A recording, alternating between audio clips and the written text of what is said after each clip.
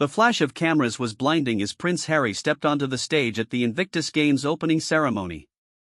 What should have been a moment of triumph for wounded veterans quickly turned into something far more sinister.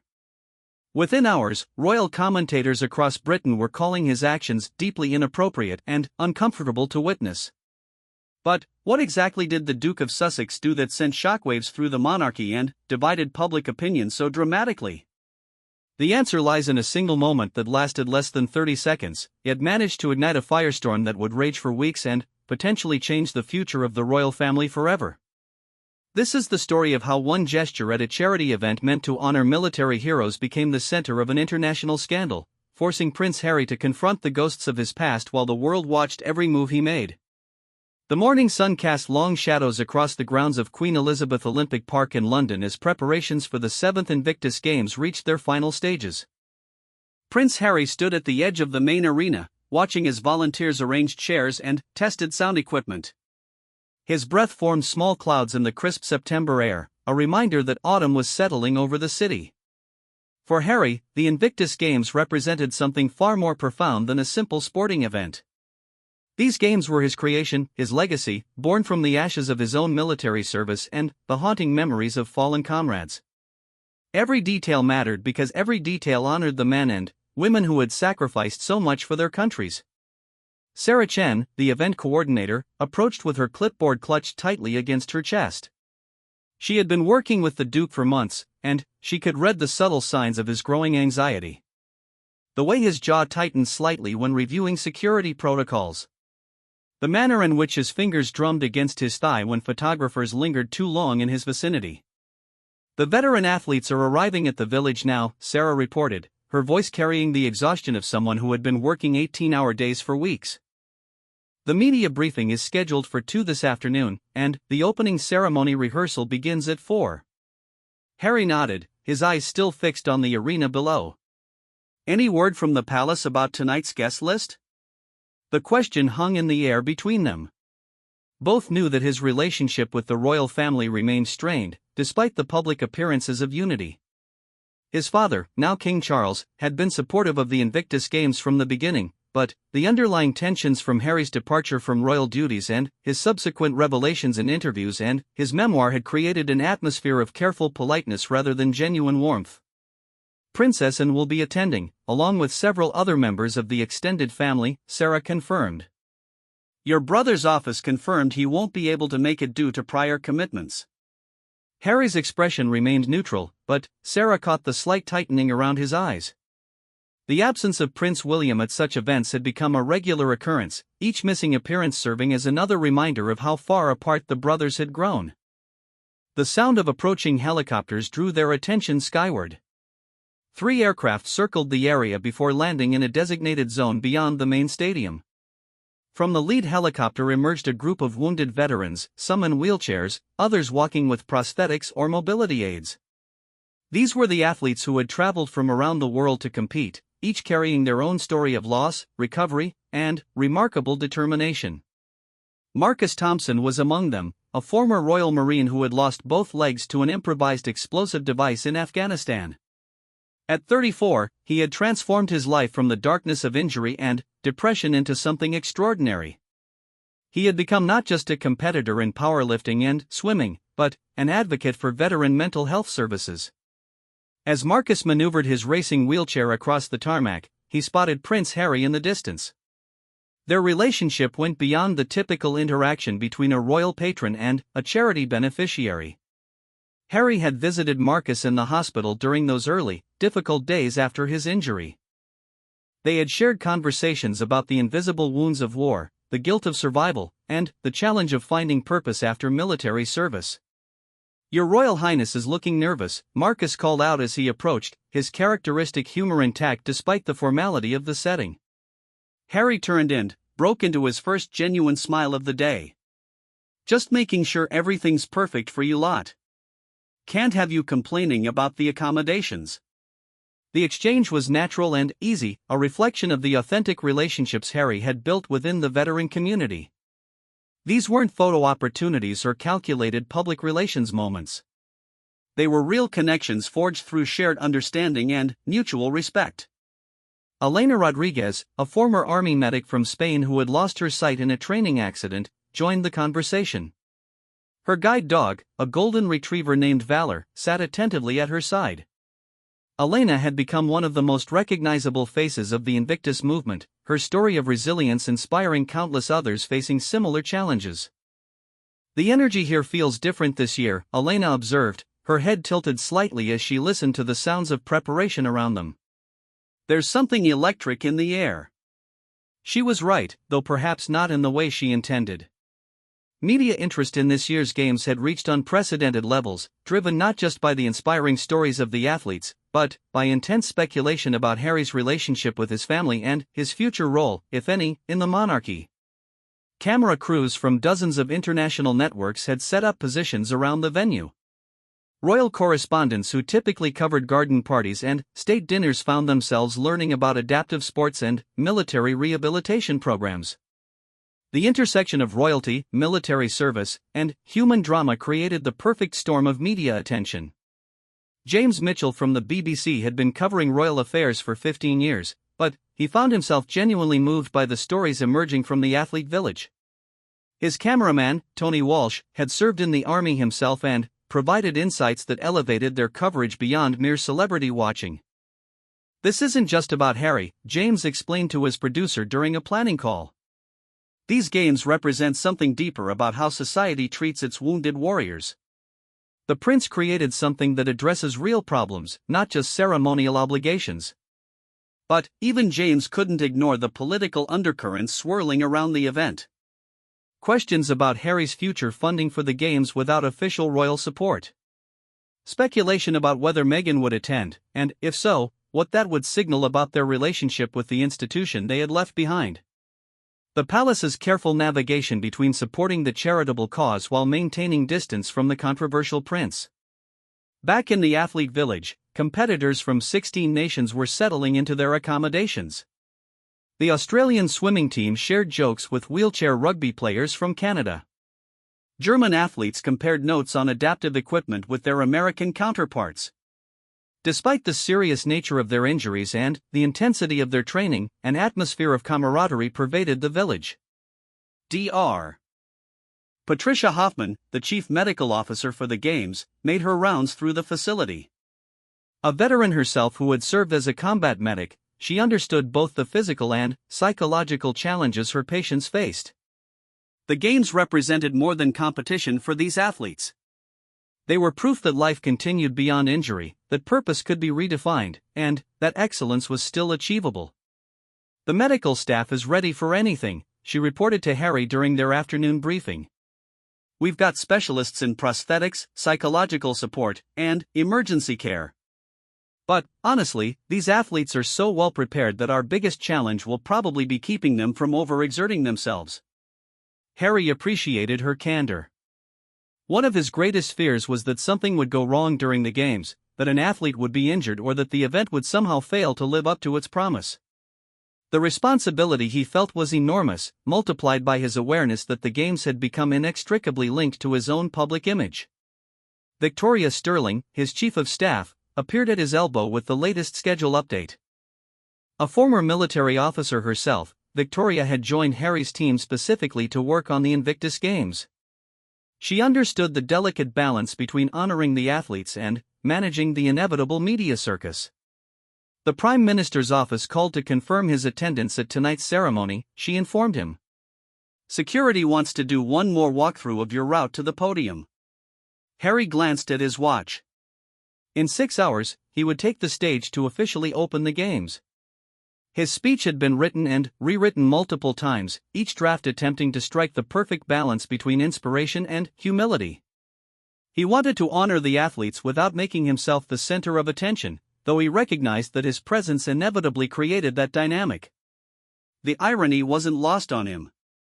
He had spent years trying to step away from the spotlight that had followed him since birth, yet here he was, front and center at an event that meant everything to him. The Invictus Games were perhaps his greatest achievement, the clearest example of how he could use his platform for genuine good. But they also made him vulnerable in ways that traditional royal duties never had. As the afternoon progressed, final preparations continued around him. Sound technicians tested microphones while lighting crews adjusted spotlights. Security personnel walked through their protocols one final time, their earpieces crackling with periodic updates. Volunteers received last-minute instructions about seating arrangements and emergency procedures. The veteran athletes went through their own preparations. Some participated in light training sessions, keeping their bodies loose and their minds focused. Others spent time with family members who had traveled to support them. Many gathered in small groups, sharing stories and offering mutual encouragement. Carmen Santos, a former pilot from Portugal who had lost her left arm in a helicopter crash, sat with her teenage daughter as they reviewed the evening's program. Carmen had initially resisted her daughter's desire to attend, worried that the attention and emotion of the ceremony might be overwhelming. But her daughter had insisted, wanting to see her mother honored on an international stage. "Are you nervous, Mama?" the girl asked, studying her mother's face for signs of anxiety. Carmen considered the question carefully. "Not nervous about competing. I'm nervous about all the cameras, all the attention. This used to be simpler."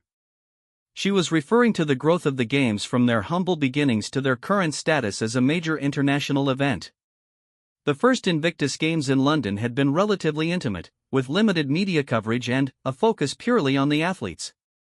Each subsequent Games had grown larger, more complex, and, inevitably, more political.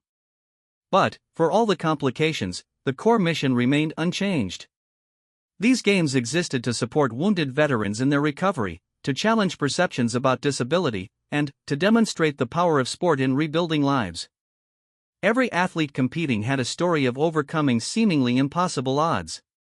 As evening approached, the atmosphere in the Olympic Park shifted.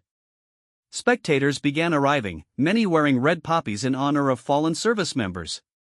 Families of the athletes gathered in designated areas, their pride evident in their faces and their voices. Media representatives took their positions, preparing to capture every moment of the ceremony. Prince Harry retreated to a quiet room beneath the stadium for final preparations.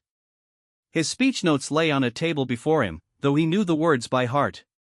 Victoria reviewed security arrangements one more time while Sarah confirmed the timing of each segment of the ceremony. "The athletes are ready," Sarah reported. "The choir is in position, and the honor guard is standing by. We're 15 minutes from doors opening to the public." Harry nodded, feeling the familiar mixture of anticipation and responsibility that preceded every major public appearance. But this was different from cutting ribbons or attending state dinners. This was personal in a way that few people could understand. Outside, the first spectators passed through security checkpoints, their excitement palpable as they approached the arena. Among them were family members of active service personnel, veterans of previous conflicts, and supporters who had followed the Invictus movement from its inception. They represented the community that the Games aimed to serve and inspire. Television crews made final adjustments to their equipment, preparing to broadcast the ceremony to millions of viewers worldwide. Royal correspondents checked their notes, ready to provide commentary on every gesture and expression from the prince. Sports journalists focused on the athletic achievements and human interest stories that would emerge over the following week. In precisely 30 minutes, Prince Harry would walk onto that stage to address the crowd and officially open the 7th Invictus Games. He had no way of knowing that within hours, his actions would spark a controversy that would dominate headlines around the world and force him to confront questions about his loyalty, his judgment, and his future. The stage was set. The athletes were ready. The world was watching. And, somewhere in the careful choreography of the evening's events lay the seeds of a scandal that would change everything. The stadium erupted in thunderous applause as Prince Harry stepped onto the stage, the bright lights temporarily blinding him as he approached the podium. 20,000 spectators rose to their feet, their cheers echoing off the curved walls of the arena. For a moment, he stood still, absorbing the energy and emotion of the crowd before raising his hand in acknowledgement. Behind him, on risers arranged in a semicircle, sat the competing athletes from 16 nations. Each wore their country's colors, many displaying visible signs of their service-related injuries with pride rather than shame. Prosthetic limbs caught the stage lights, wheelchairs were positioned with military precision, and guide dogs sat alertly beside their handlers. Ladies and gentlemen, fellow veterans, and honored guests, Harry began, his voice carrying clearly through the state-of-the-art sound system. 7 years ago, we gathered for the first time to prove that the end of military service does not mean the end of service to something greater than ourselves. The crowd settled into attentive silence, broken only by the distant clicking of camera shutters from the media section. Harry had delivered variations of this speech dozens of times, but tonight felt different. Perhaps it was the size of the audience, or the knowledge that his every word would be analyzed and dissected by commentators around the world. In the VIP section, Princess Anne sat with perfect posture, her expression neutral but attentive. As the patron of numerous military charities herself, she understood the significance of the games beyond their connection to her nephew. Several rows behind her, representatives from veteran organizations and military leadership observed with professional interest. These athletes have shown us that resilience isn't just about bouncing back, Harry continued, his voice growing stronger with each word. It's about bouncing forward, into lives that are different than what we planned, but no less meaningful, no less valuable, no less extraordinary. Marcus Thompson, seated in the front row of athletes, felt a familiar tightness in his throat. He had heard Harry speak about resilience before, during those long conversations in hospital rooms and rehabilitation centers.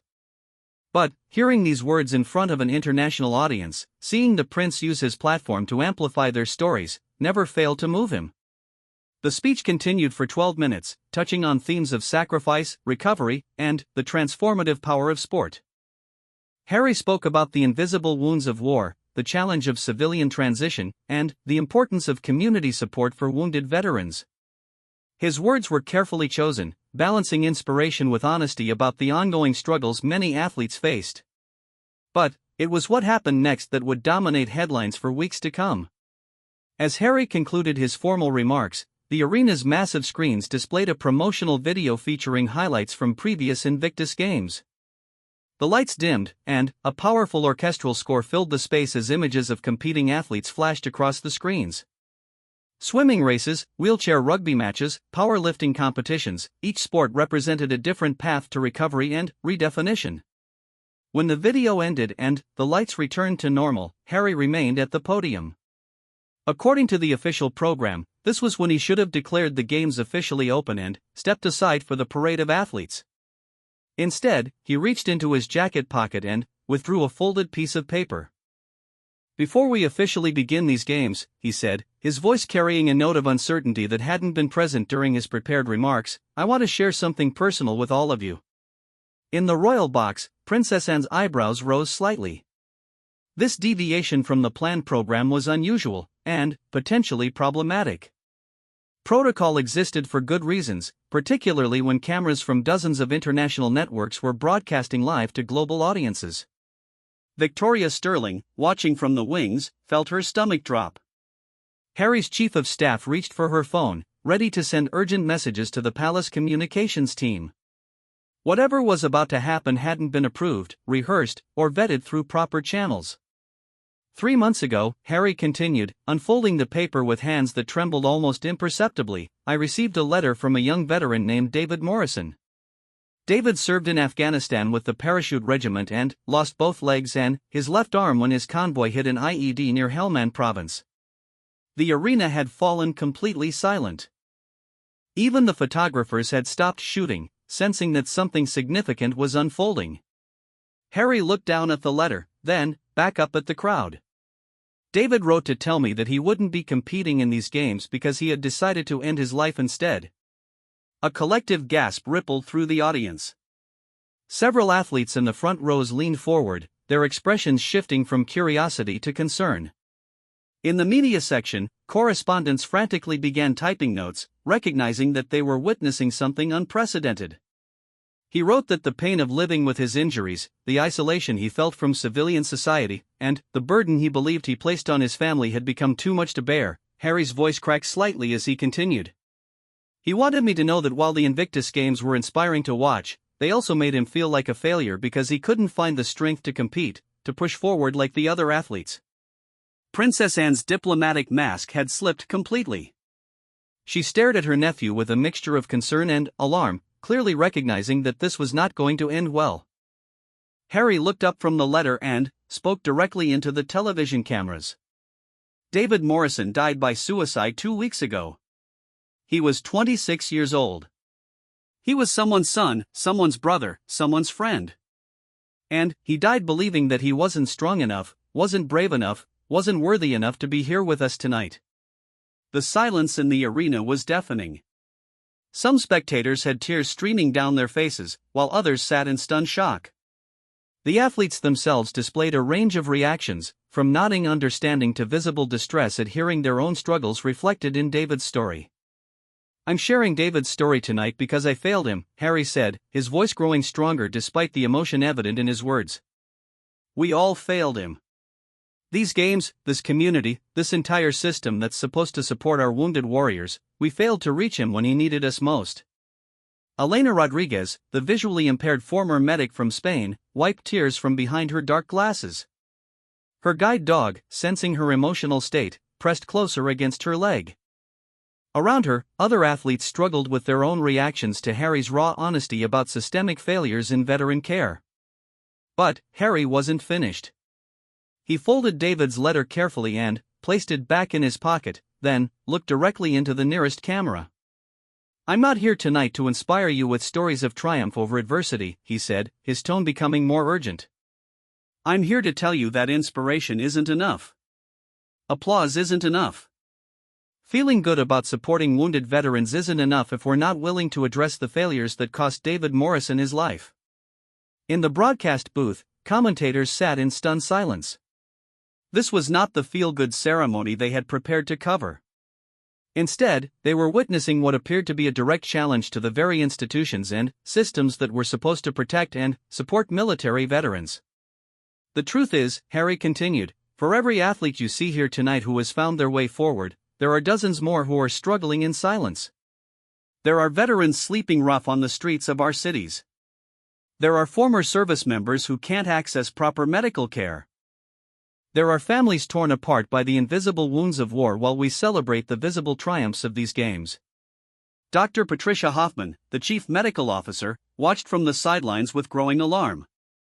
As someone who had dedicated her career to veteran care, she understood the truth in Harry's words. But she also recognized the potential danger in this moment. Mental health was a complex, sensitive topic that required careful handling, particularly in such a public forum. Harry's deviation from the script continued to unfold in real time. "I want to be clear," he said, his voice carrying across the silent arena. "The athletes here tonight are extraordinary human beings who deserve our admiration and support.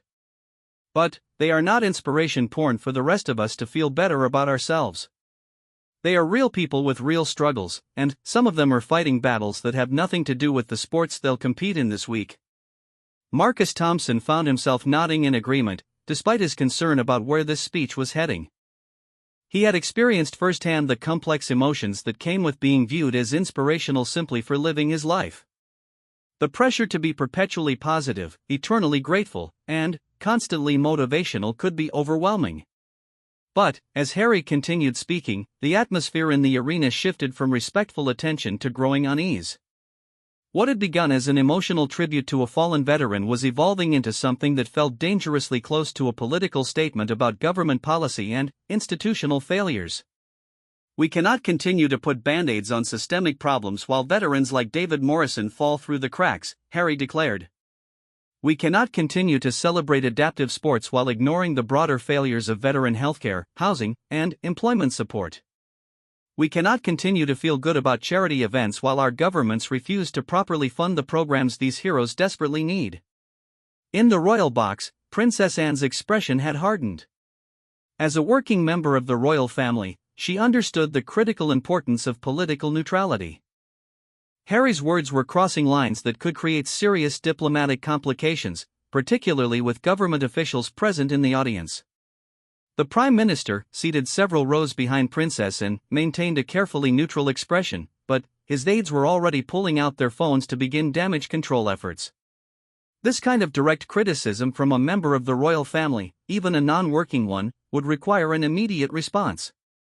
Television producers in control rooms around the world faced split-second decisions about whether to continue broadcasting Harry's remarks or cut away to prepared commentary.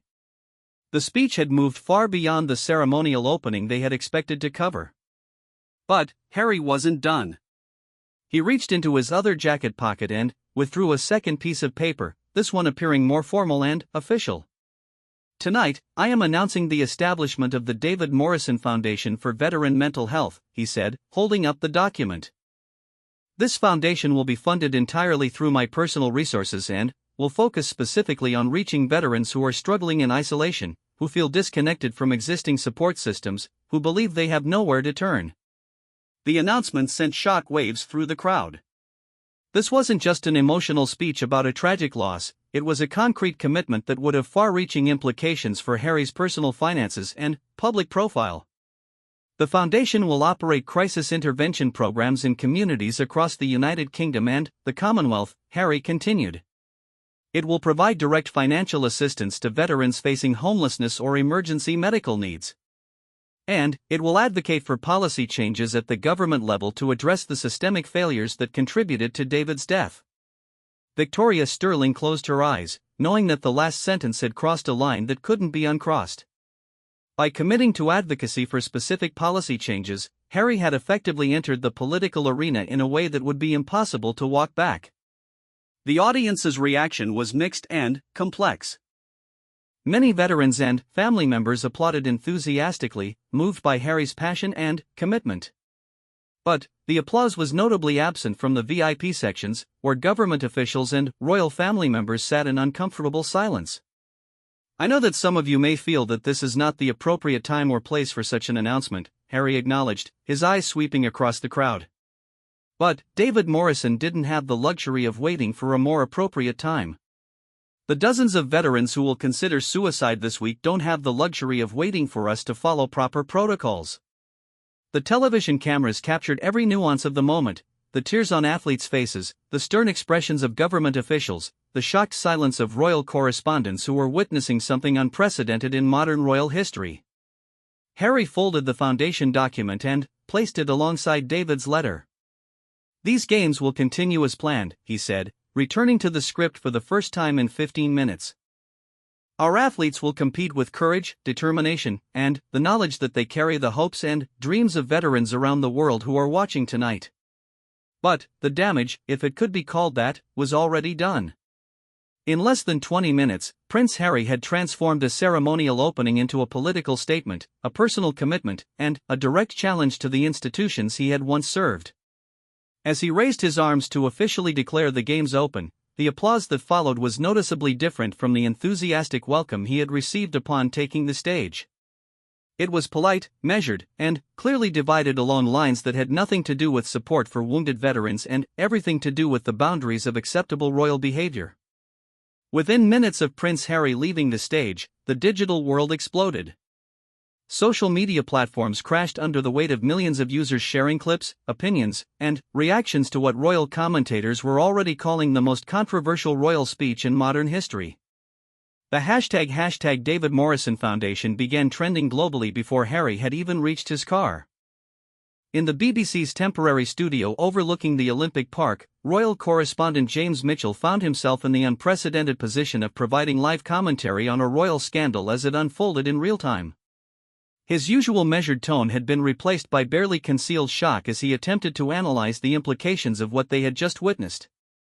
"What we've just seen," Mitchell told viewers around the world, "represents a complete departure from established royal protocol.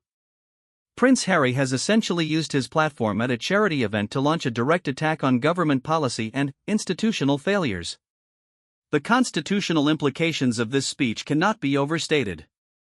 His colleague, veteran royal reporter Sarah Pemberton, appeared via satellite from Buckingham Palace, where lights were burning in offices that would normally be dark at this hour. "James, I'm hearing that palace officials are in crisis mode right now." This speech was not cleared through proper channels, and the announcement of the foundation came as a complete surprise to senior royal advisors.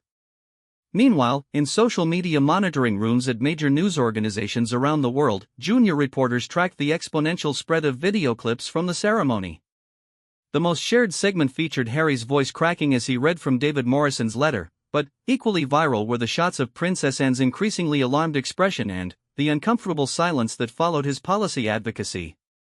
Dr. Emma Thompson, a constitutional law professor at Oxford University, was pulled from a dinner party to provide expert analysis for Sky News. Still wearing her evening dress, she appeared on camera to explain the gravity of what had occurred. The royal family's political neutrality is not just tradition, she explained to anchor Trevor Phillips. It's fundamental to the constitutional monarchy's survival in a democratic society. When Prince Harry explicitly committed to advocating for specific policy changes, he crossed a line that could have serious implications for the entire institution. But the reaction wasn't uniformly negative. In veteran communities across the UK and Commonwealth nations, Harry's speech was being received as long overdue recognition of systemic problems that had been ignored for too long. Facebook groups for military families exploded with posts sharing personal stories that echoed David Morrison's struggle. Rebecca Walsh, whose husband had served 3 tours in Afghanistan before taking his own life 2 years earlier, posted a video response that would be viewed over 5 million times within 12 hours. Prince Harry said what needed to be said, she declared, tears streaming down her face. My husband felt exactly like David Morrison. He felt like he was supposed to be grateful and inspiring when what he really needed was proper mental health care and a society that understood his pain. The political reaction was swift and divided along predictable lines. Conservative MPs, many of whom had previously supported Harry's work with veterans, found themselves in the awkward position of defending government policies while avoiding direct criticism of a popular prince who had served with distinction in Afghanistan. Foreign Secretary Amanda Crawford, speaking to reporters outside her London residence, chose her words carefully. The government's commitment to supporting our veterans is unwavering and well documented.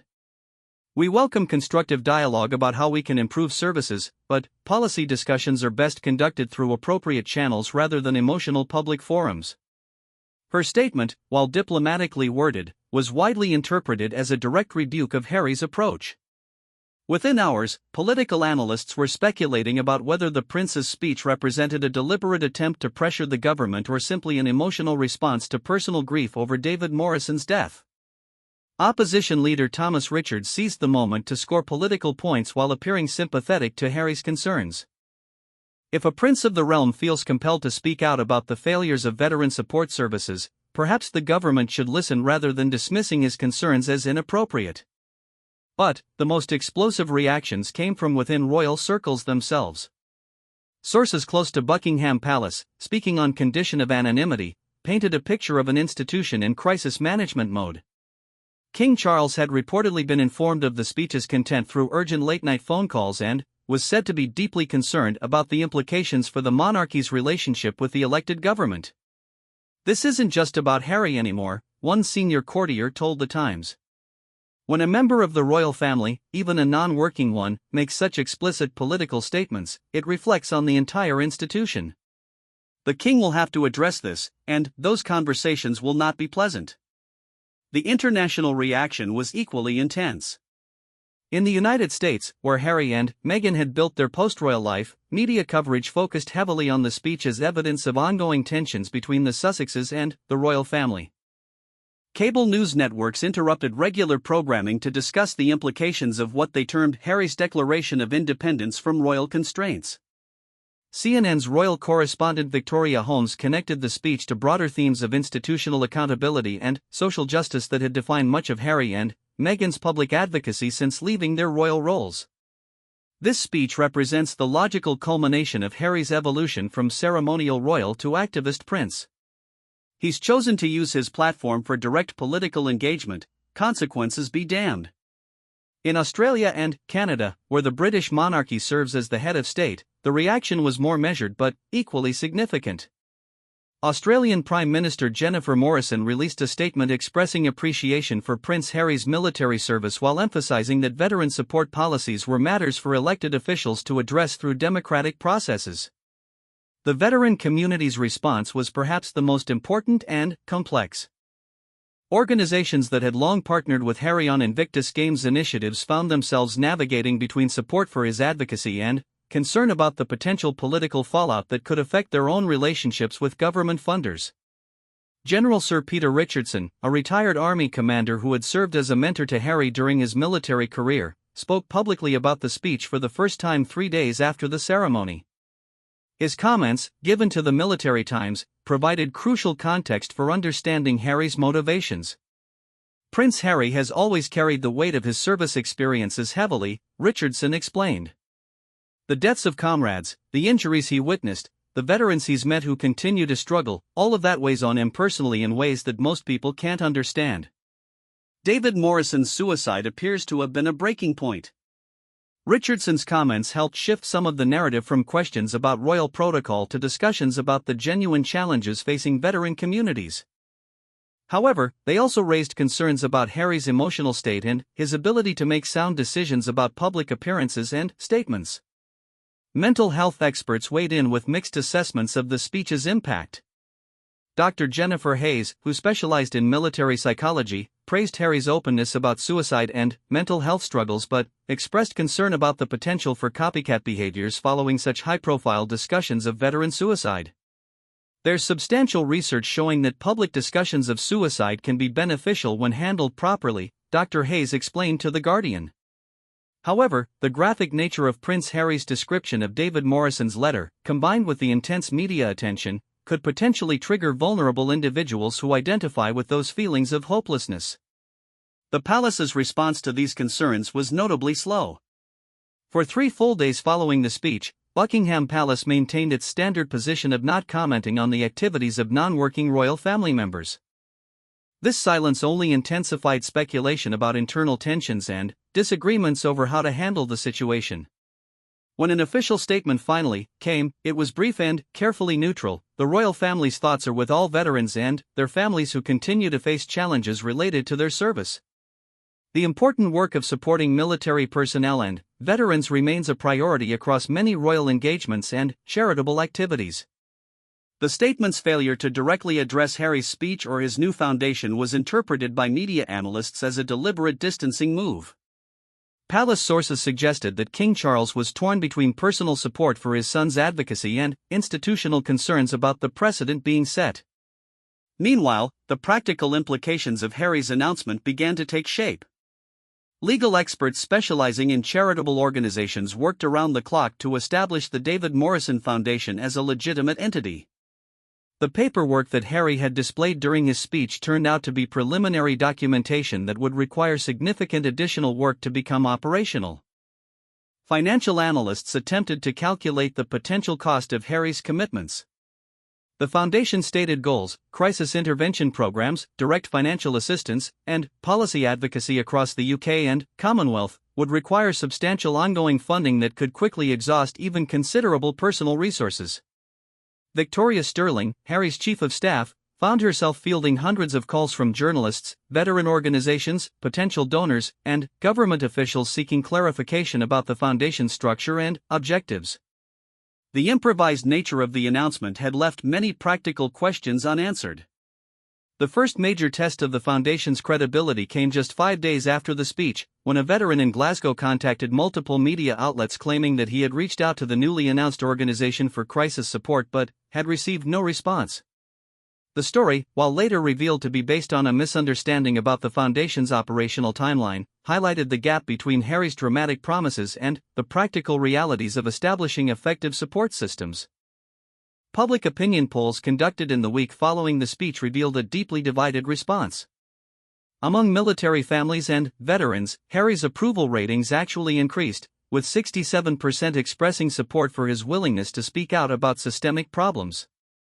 However, among the general public, opinions split largely along existing political lines, with conservative voters more likely to view the speech as inappropriate and Labour voters more likely to support his advocacy.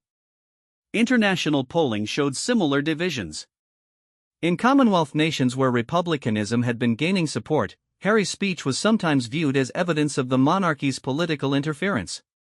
In the United States, where constitutional monarchy was less well understood, many viewers interpreted the speech as admirable political courage rather than a problematic breach of protocol. The ripple effects extended far beyond immediate public opinion. Several major corporations that had previously sponsored royal events or supported military charities found themselves in awkward positions, needing to balance their relationships with government officials against their desire to support veteran causes. Perhaps most significantly, the speech had fundamentally altered the landscape of royal engagement with social issues. Future appearances by any member of the royal family would inevitably be scrutinized for signs of political messaging or policy advocacy. The precedent set by Harry's speech would influence how the monarchy navigated sensitive topics for years to come. As the initial shock of the ceremony faded and deeper analysis began, one thing became clear: Prince Harry had succeeded in forcing a national conversation about veteran support and government responsibility. Whether that conversation would lead to meaningful policy changes or simply create lasting damage to the monarchy's reputation remained to be seen. The emergency meeting convened at Buckingham Palace at 7:30 the following morning was unlike any in recent royal history. King Charles III sat at the head of the mahogany conference table in the Belgian suite, his expression grim as senior advisors filed into the room. The usual formal protocols were abandoned in favor of urgent crisis management. Private Secretary Sir Edward Young arrived carrying thick folders containing overnight polling data, media analysis, and preliminary legal assessments of Harry's speech. Press Secretary Helena Morrison clutched her phone, which had been ringing constantly since 5 a.m. with calls from international news organizations seeking official palace responses. "The situation is deteriorating rapidly," Sir Edward began without preamble, spreading documents across the polished table. "We're receiving formal complaints from 3 government departments about constitutional impropriety. The Prime Minister's office has requested an urgent meeting, and the Lord Chamberlain is concerned about the precedent being set for future royal charitable activities." King Charles listened in silence, occasionally glancing at his watch.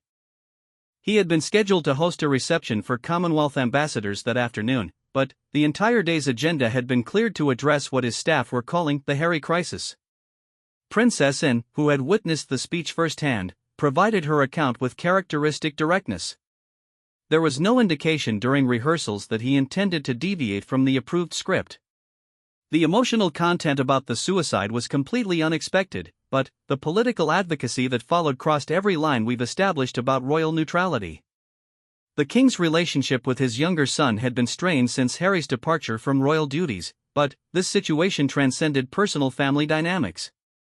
The constitutional monarchy's survival depended on maintaining public trust and governmental cooperation. Harry's speech threatened both. Communications Director Sir Michael Stevens presented the media analysis that painted a sobering picture. Traditional print media is largely critical, focusing on constitutional concerns and protocol violations.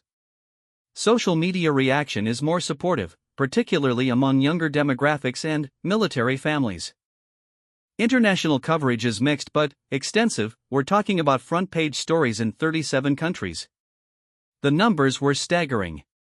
Video clips from the speech had been viewed over 50 million times across various platforms. News organizations that had never shown interest in royal affairs were dedicating significant resources to covering the story. The David Morrison Foundation website, hastily constructed by Harry's team, had received over 2 million visitors in its first 24 hours of existence. But the immediate challenge wasn't public opinion, it was governmental reaction. Constitutional Affairs Minister Robert Hawthorne had already indicated that formal discussions about the monarchy's political role might be necessary if the situation escalated further. "The government's position is clear," Helena Morrison reported from her morning briefing with ministerial staff. "They're interpreting Harry's speech as direct political interference that undermines their authority on veteran affairs. Several MPs are calling for formal censure or restrictions on future royal charitable activities."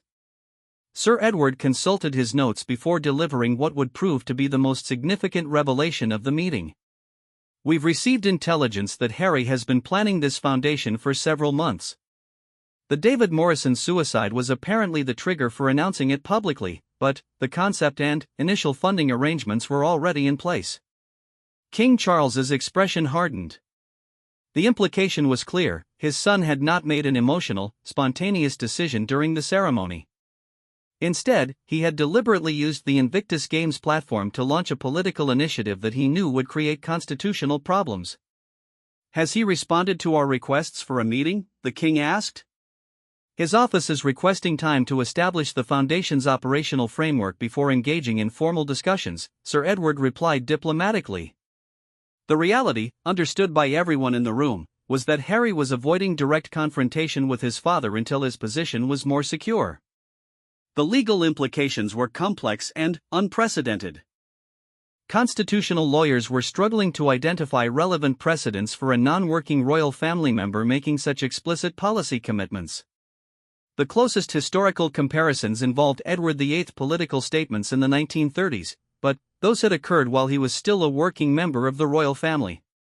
The Lord Chancellor's office has raised concerns about the Foundation's proposed advocacy activities, the palace's chief legal counsel explained.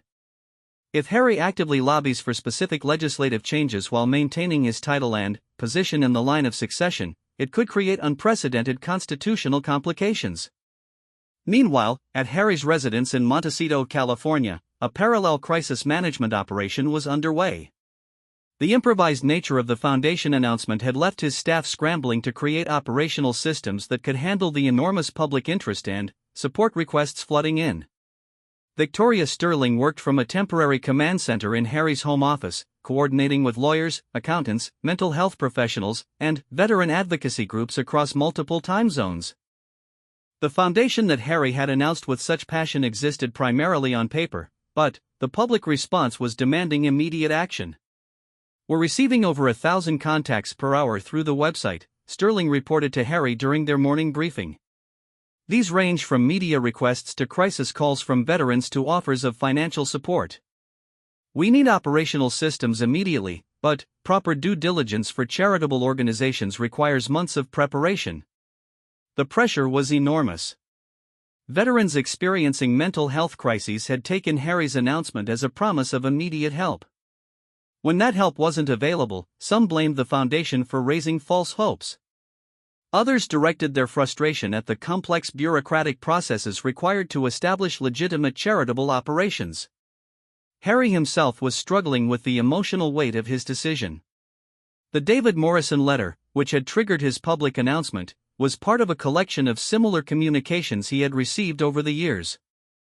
Each represented a veteran who had felt failed by existing support systems, but Harry's announcement had inadvertently created expectations that he wasn't yet equipped to meet. "We need to be realistic about timeline and capabilities," Dr. Patricia Hoffman advised during a video call from London. As the chief medical officer for the Invictus Games, she had been drawn into discussions about the Foundation's mental health initiatives. Effective crisis intervention requires trained professionals, established protocols, and integration with existing healthcare systems. Those relationships take time to develop properly. The international scope of Harry's promises further complicated the situation. The Foundation's stated commitment to supporting veterans across the UK and Commonwealth involved navigating different healthcare systems, legal frameworks, and cultural contexts. What worked in Britain might be inappropriate or impossible in Australia, Canada, or the Caribbean nations. Public support for the Foundation was substantial but complicated. Donations were pouring in through online platforms, but accepting those funds legally required charitable registration that was still pending.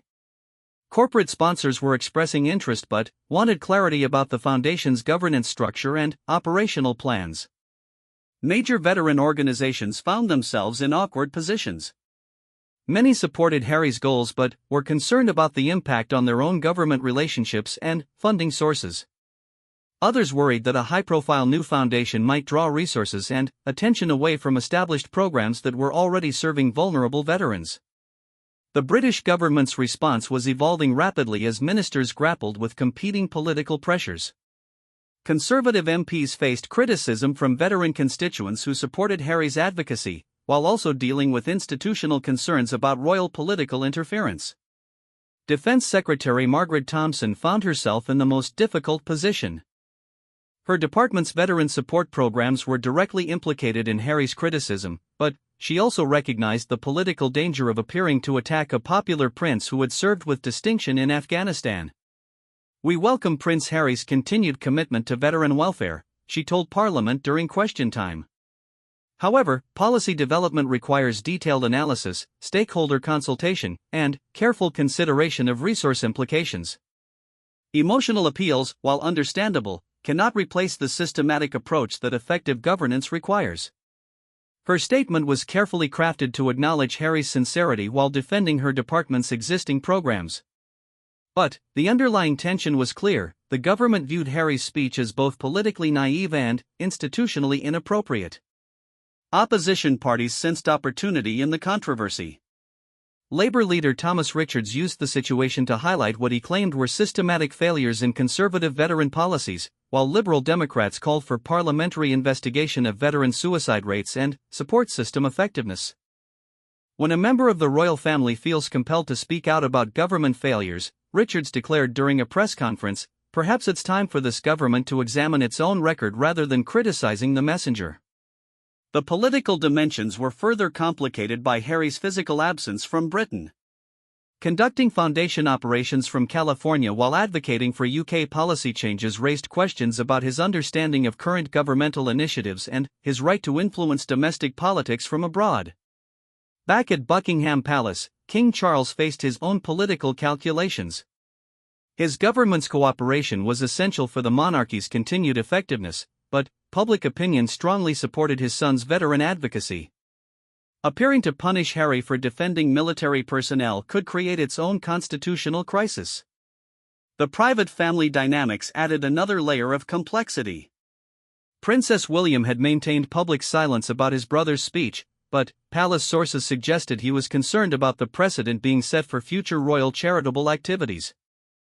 The brothers' relationship, already strained since Harry's departure, faced new tensions over constitutional responsibilities and family loyalty. Queen Camilla, in her role as patron of several military charities, found her own activities scrutinized for any signs of political messaging. Her upcoming visit to a veteran rehabilitation center required careful advance planning to avoid any appearance of either supporting or contradicting Harry's position. The Archbishop of Canterbury, Justin Welby, was quietly consulted about the religious and moral dimensions of the controversy. As head of the Church of England and a frequent advisor on ethical issues, his perspective would influence the royal family's ultimate response to Harry's actions. International governments were watching the situation carefully, particularly in Commonwealth nations where constitutional monarchy remained the system of government. Any precedent established by Harry's political advocacy could influence how other royal family members engaged with sensitive policy issues in the future. The European Union, despite Britain's exit, was also monitoring developments. Several EU member states maintained their own constitutional monarchies, and the balance between royal ceremonial roles and political engagement was a continuing challenge across multiple democratic systems. Media analysis revealed that the story was transcending traditional royal coverage to become a broader discussion about institutional accountability, veteran welfare, and the role of privilege in political advocacy. Academic conferences were already being planned to examine the constitutional implications of Harry's speech and its aftermath. As the crisis entered its second week, one conclusion was becoming clear: there would be no simple resolution to the challenges created by Harry's dramatic announcement. The Foundation's establishment would proceed, but under scrutiny that would test every aspect of its operations and governance. The royal family's response would need to balance family loyalty with constitutional responsibilities, public support with governmental cooperation, and traditional protocol with evolving expectations about royal engagement with social issues. 3 months after the Invictus Games ceremony that had changed everything, Prince Harry stood in a small community centre in Birmingham, facing a room filled with veterans and their families. The David Morrison Foundation's first official crisis intervention centre was opening quietly, without cameras or royal fanfare. This was the reality that had emerged from the dramatic promises made on that controversial night. The path from grand announcement to operational program had been far more complicated than anyone anticipated. The foundation now employed 12 full-time staff members, including licensed therapists, caseworkers, and administrative personnel. The Birmingham Centre was one of 4 pilot locations across England, each designed to provide immediate support for veterans experiencing mental health crises. Marcus Thompson, the wheelchair racing champion who had become one of Harry's closest advisors, watched from his position near the registration desk. The transformation from palace controversy to practical program had required enormous effort and countless compromises. The foundation that existed bore little resemblance to the ambitious vision Harry had announced at the Invictus Games. The hardest part, Marcus later reflected, was scaling down the promises to match reality. Harry's heart was in the right place, but his announcement created expectations that no single foundation could possibly meet. The governmental response had evolved as well. After months of tense negotiations facilitated by palace officials, the foundation had reached accommodation with relevant ministries. Rather than advocating for specific policy changes, it would focus on direct service provision and share data that might inform future policy discussions.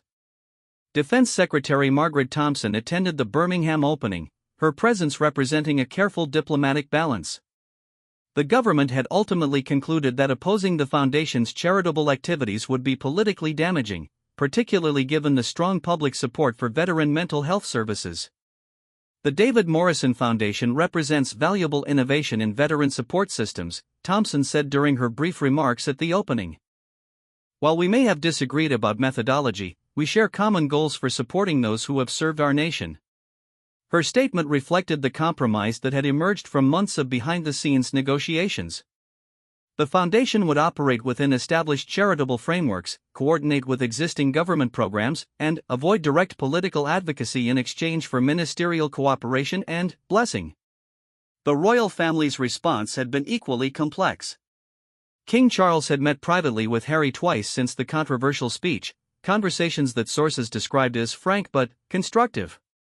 The king's statement, released through official channels, had supported his son's charitable objectives while emphasizing the importance of constitutional propriety. The prince's commitment to veteran welfare reflects values that are central to our family's public service, the statement read. Future charitable activities will continue to operate within established constitutional frameworks that preserve the monarchy's political neutrality. The careful language disguised significant family tensions that persisted months after the initial controversy. Prince William had maintained public silence but was reported to be concerned about precedents for future royal charitable initiatives. The brothers' relationship remained strained, with their different approaches to public service representing broader philosophical differences about royal responsibility and political engagement. Princess Anne had taken on a more active role in veteran charities, partly to demonstrate the royal family's continued commitment to military causes without the political complications that had surrounded Harry's approach. Her methodical, protocol-driven style provided an implicit contrast to her nephew's dramatic public advocacy. The media narrative had also evolved significantly. Initial coverage focusing on constitutional crisis had given way to more nuanced examination of veteran mental health issues and the challenges facing charitable organizations attempting to address complex social problems. Royal correspondent James Mitchell, reflecting on his coverage of the controversy, admitted that the story had forced him to examine issues beyond traditional royal protocol. The constitutional questions were important, he wrote in a retrospective analysis, but they overshadowed genuine problems in veteran support systems that deserved serious attention. The foundation's operational reality was sobering. Despite enormous public interest and substantial financial support, the challenges facing veteran mental health were far more complex than any single organization could address. The Birmingham Centre, like its counterparts in Manchester, Cardiff, and Glasgow, could serve only a fraction of the veterans who needed support. Dr. Jennifer Hayes, who had become the foundation's chief mental health officer, worked from a small office above the Birmingham Centre's main program space. The walls were lined with case files representing veterans who had sought help since the center opened 6 weeks earlier. Each file told a story of service, sacrifice, and struggle that defied simple solutions. What Harry's announcement did, Dr. Hayes explained, was force a national conversation about veteran suicide and mental health that had been avoided for too long. The foundation is important, but it's not a solution to systemic problems that require governmental action and societal change. The veterans using the foundation's services appreciated the practical support but were realistic about its limitations. David Chen, a former Royal Navy engineer who had lost his hearing in a training accident, had been attending group therapy sessions at the Birmingham Centre for several weeks. The foundation helps, he said during a break between sessions. But it's not magic. The problems that drove that lad David Morrison to suicide are still there for most of us. This is just one small piece of what needs to happen. The foundation's financial sustainability remained uncertain despite initial enthusiasm. Operating crisis intervention centers required substantial ongoing funding that couldn't be sustained indefinitely through Harry's personal resources or sporadic charitable donations. Efforts to secure government contracts or corporate partnerships were complicated by the political sensitivities surrounding the foundation's origins. Victoria Sterling, who had remained as the foundation's operational director, spent most of her time managing expectations and seeking sustainable funding sources. The gap between public awareness and practical capability was enormous, requiring constant communication with veterans, media, and potential supporters about what the foundation could and couldn't provide. International expansion, which Harry had promised during his Invictus Games speech, had been quietly abandoned. The complexity of operating across different healthcare systems and legal frameworks proved prohibitive for an organization still struggling to establish effective operations in England. The Australian and Canadian governments had politely declined offers to establish foundation partnerships, concerned about the political implications of accepting support from an organization that had emerged from criticism of governmental veteran policies. As autumn turned to winter, the foundation faced its first major crisis. A veteran in Manchester, who had been receiving support through the foundation's crisis intervention program, died by suicide after apparently falling through gaps in the coordination between the foundation's services and National Health Service mental health programs. The death triggered renewed media scrutiny and raised difficult questions about the foundation's role in the broader veteran support ecosystem.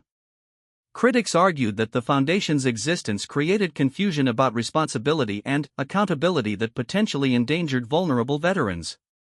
Harry's response to the Manchester tragedy reflected his personal growth since the dramatic Invictus Games announcement. Rather than making public statements or emotional appeals, he worked quietly with foundation staff and government officials to review procedures and improve coordination with existing healthcare systems.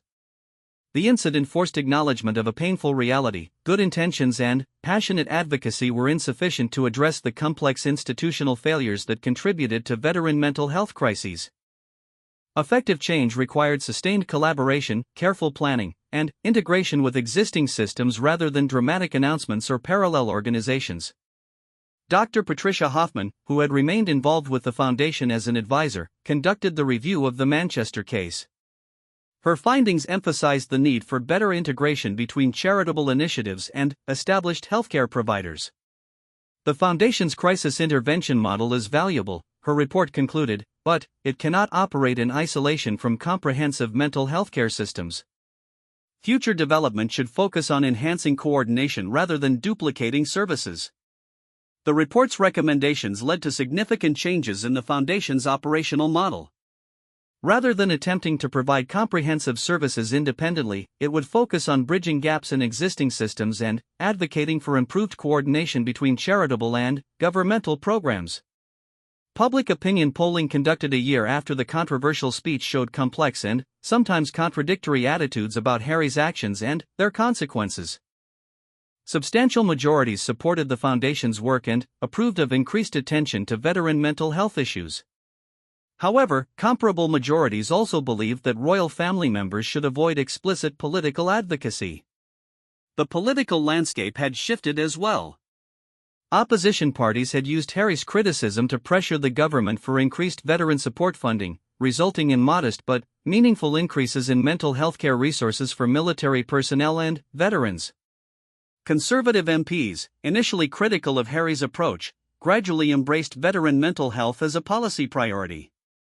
Whether this represented genuine concern or political calculation was debatable, but the practical result was increased governmental attention to issues that had previously received limited focus.